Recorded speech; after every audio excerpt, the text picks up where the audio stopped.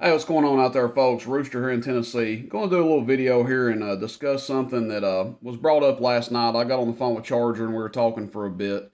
And it's a question that comes up to him and myself quite often when people are seeking out an amplifier for their radio or radios.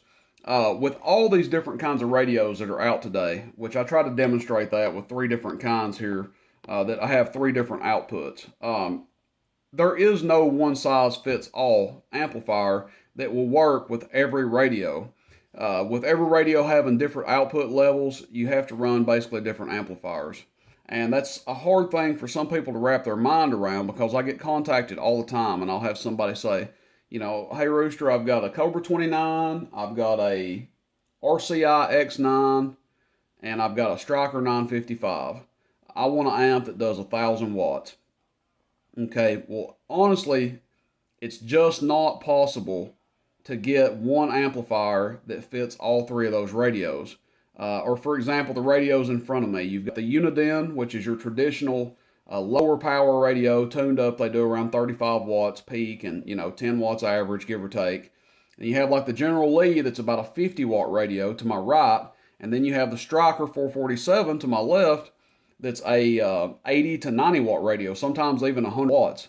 So each one of these radios, if you wanted an amplifier to perform optimally, to get the best performance out of an amp, they would need a different amplifier to accomplish that.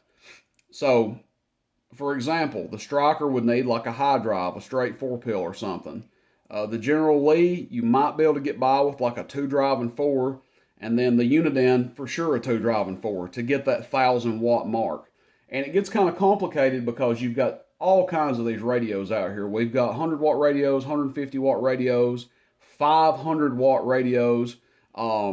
You've got all these different power levels, and there's no one size fits all amplifier.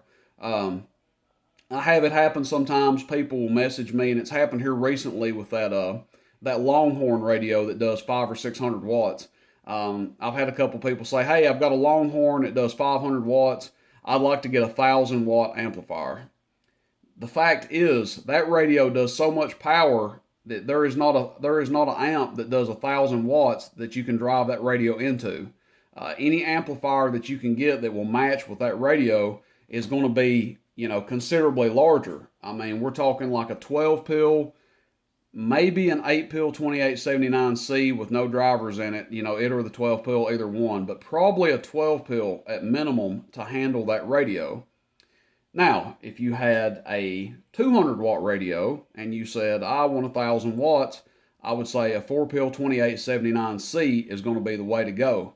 But that same 4 pill 2879C, although it is a 1,000 watt amplifier, you cannot drive one of those Longhorns into it because the radio is too powerful for it. And that's just something some folks have a hard time, wrapping their mind around. So my advice to people is, if you don't want to have a bunch of money tied up in different amplifiers, try to pick similar style radios to run. Figure out what kind of radio suits you best, that's going to work for your application the best, and try to stick to kind of similar output levels and similar performance. That's not saying, you can't get, something like a General Lee and a Uniden. They're a lot closer together performance-wise than, say, this Uniden and then a Longhorn that does 500 watts. You're not going to be able to run the same amplifier with those. Now, there are some amps that overlap, like a 2-pill 2879C that you can get good output out of, but maybe not optimal output. So, for example, a 2-pill 2879C with this radio is going to do around 400 watts PEP, give or take. With this General Lee that does a little bit more, to the right over here, it's going to be a 500 watt amplifier. But with optimal performance, with this Striker 447 that's probably doing 80 to 100 watts, you're going to see that amp do 550 to 600 watts PEP, and that's going to be the best performance. That's not saying you can't run the 2-pill 2879C with any of these. You can run it with either three of these because it's a high drive amp. It will take any of these three radios. However, you won't get optimal performance out of it. You can run it, but you're not going to get the best performance with this radio.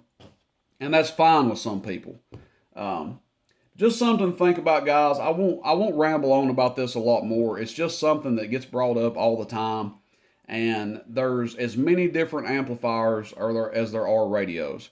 Um, and you can get some overlap, like I said, of certain amps that will work with several different radios, but you may not get the best performance out of them. And it's just something I wanted to discuss real quick. Maybe it was a necessary video, maybe it wasn't. But you know, if a handful of people learn something out of this, save them some money, good deal. That's all I've got to say about it, guys. Questions, comments, shoot me a text, 423-299-3535. And as always, before you send money, or before you make a decision, I have no problem answering questions about stuff. I would rather somebody ask me questions about what amp to get, what radio to run with what amp, than pay me and then they decide that that's not the right amp for them. So no problem answering questions, even if I'm a little slow to get back to you sometimes.